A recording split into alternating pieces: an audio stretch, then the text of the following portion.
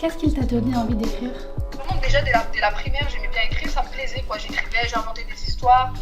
Et comme j'étais une petite fille et après une jeune fille qui n'était pas très bavarde, j'étais un peu timide, j'étais un peu dans mon coin. Donc en fait, c'était ma manière de m'évader quand j'écrivais, tu vois. Comment tu as trouvé ton style d'écriture?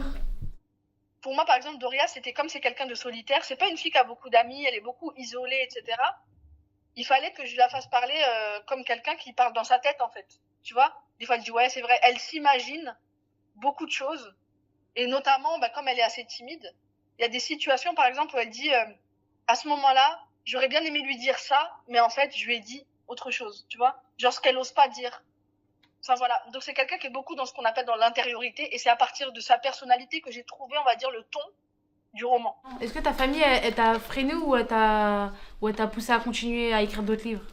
Tu vois, ils étaient un peu inquiets pour moi, mais par contre, ils m'ont toujours poussée en me faisant beaucoup confiance parce que, en fait, c'est un monde qu'ils connaissaient pas. Donc, il y a quelques fois, ma mère, je me rappelle, je l'ai amenée avec moi dans, je sais pas, des salons du livre, quand j'ai été invitée dans certains endroits par rapport à mon bouquin.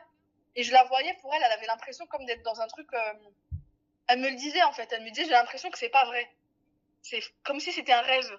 Parce que par rapport à la vie qu'ils ont eue, qui a été plutôt pénible, s'imaginer que ta fille, elle va écrire des bouquins, c'était surréaliste. Moi, mes parents, pour eux, c'était très important qu'on aille à l'école, qu'on travaille bien à l'école, parce qu'ils ont eu des vies super difficiles. Donc, mais par contre, ils n'avaient pas imaginé forcément ce qu'on allait faire, tu vois. Voilà, ma mère, ils m'ont vraiment laissé beaucoup de liberté par rapport à ce livre, en fait. Parce que je dis souvent que Kif Kif Demain, comme il y a eu des traductions dans d'autres langues, ça m'a permis de voyager, de découvrir des choses que je pense que j'aurais jamais pu découvrir si j'avais pas eu ce truc-là. Quel écrivain t'a inspiré? Je dis souvent que mes modèles, en fait, c'était mes tantes en Algérie, par exemple, parce qu'elles me racontaient des histoires quand j'étais petite et elles savaient trop bien raconter les histoires. Donc, mais quand t'as pas de livre chez toi et que ça fait pas partie, on va dire, de ta culture, la culture littéraire, la culture de l'écrit, et ben du coup, tu te sens un peu comme si t'avais rien. Mais en fait, chez nous, il y a ce qu'on appelle aussi la culture orale, parce que chez nous, on fait ce qu'on appelle des jme'a, et en arabe, on dit des jme'a, c'est-à-dire des assemblées, ou des veillées, tu vois, le soir, en tout cas quand j'étais petite. Et il y avait ma tante, mes tantes qui étaient âgées, qui prenaient la parole et qui racontaient des histoires ou qui nous racontaient des devinettes en arabe. Quand t'es petit, ça te crée un monde imaginaire extraordinaire, tu vois. Kif Kif, hier, tu l'as écrit parce que Kif Kif Demain, il a eu beaucoup de succès ou juste parce que tu voulais faire une suite? Tu sais, quand j'ai sorti Kif Kif Demain, c'était génial, ça a été un grand, comme tu dis, ça a été voilà, un gros succès.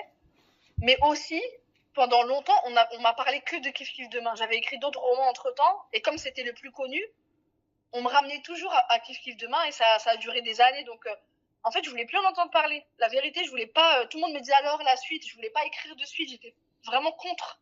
Au contraire, je voulais changer, en fait, faire autre chose. Et en 2023, donc il y a 2 ans maintenant, et ça faisait donc 20 ans pile que j'avais signé le contrat de Kif Kif Demain. Donc du coup, j'y ai repensé.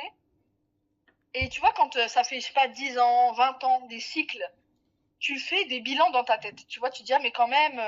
Et puis je me souvenais de ce qui s'était passé auparavant. Et puis je voyais aussi, à ce moment-là, tout ce qui est en train de se passer pour nous en France.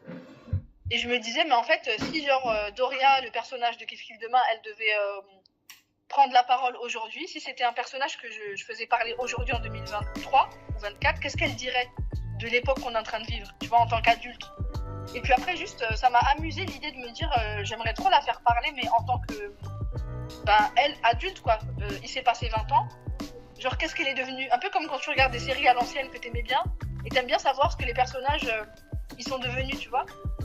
Voilà. Félicitations. Merci beaucoup. Hein. Un grand merci Faiza pour ce moment de partage. Merci beaucoup les filles. Bonne continuation pour la suite alors. Merci. Merci beaucoup. Au plaisir. Merci.